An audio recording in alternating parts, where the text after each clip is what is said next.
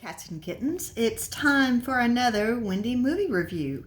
Now look, I know a lot of you are some youngsters, and you know I'm old as dirt, but you need to actively experience horror film prior to 2000.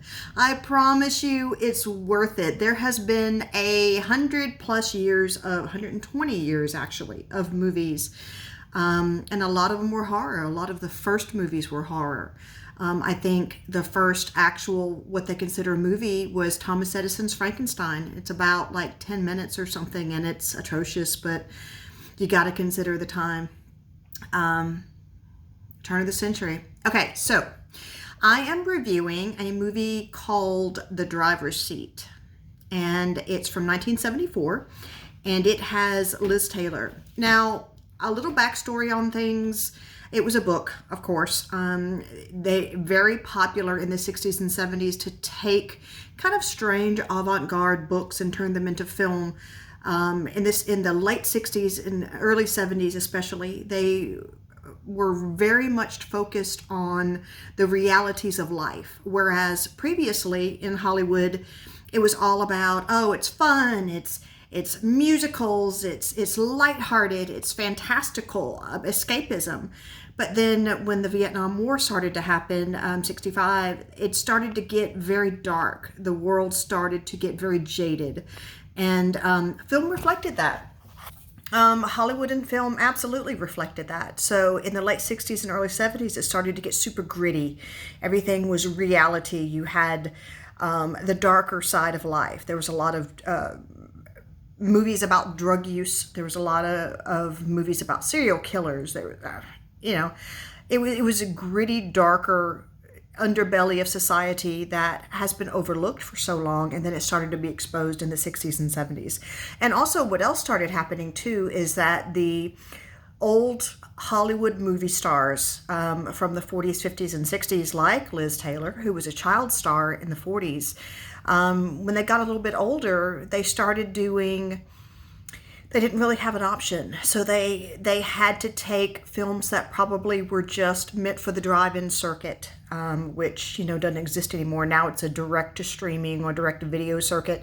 But they had a drive-in circuit, meaning it was a lot of low-budget quickies that were made just for pennies on the dollar, usually with one B or C list movie star that's faded, and you can tell she gained a little weight. I don't know how old she was at the time. I'm guessing she was my age, late 40s, I guess.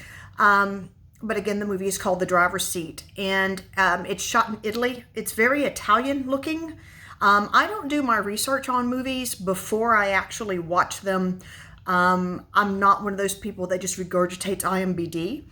I tell you what I know from watching the film, my observations, and what I know about film. So it felt very Italian to me. I think it was an Italian director. Anyway, so it follows up. Liz Taylor plays this woman, Lise is her name, Lise, and she is in Italy, and it never really states if she's visiting or if she lives there or what. So keep in mind something too, a little bit of cultural history. Divorced women in the 60s and 70s, probably up until the mid 80s, it was very unusual and very odd and very almost like a bad thing to be a divorced woman at that time. Now it was starting to get a little bit better. I mean, divorce was almost unheard of in the 40s and 50s, but there was still a little bit of stigma attached to it in the 70s. Now, I honestly don't know if she was divorced or if she what was called a spinster, which is what I consider myself, but I have been married. A spinster is usually a woman past her prime, that is unmarried. So she appears to have been a spinster, I'm not sure, which again carries another stigma to it. In the 70s, you were starting with the women's lib movement. Women can do it themselves. They were becoming a lot more able to be their own person. My mother was a single mother after she divorced in 73. And she did fairly okay until she found her another husband, that's what they do, except for me. So Lise, you can tell when you meet her, when you see her, she is in a store and she's trying on a dress and she's like frantic. You get the feeling that she's a high-strung, very nervous individual, and she's trying on a dress and she gets mad that it's a stain-resistant dress, and you really don't understand.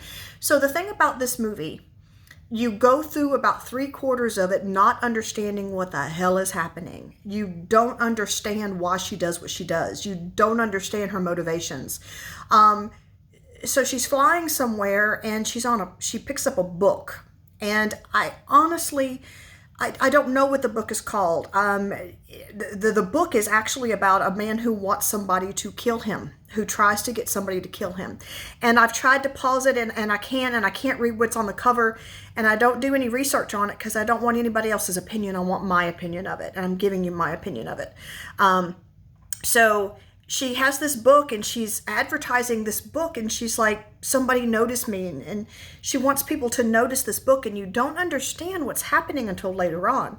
So she sits next to this young guy on the plane and she turns and looks at him, and it's like she found Jesus behind the couch or some shit. And this guy, he's terrified of her. And I mean, I don't know how that feels, but it's like terrified of her.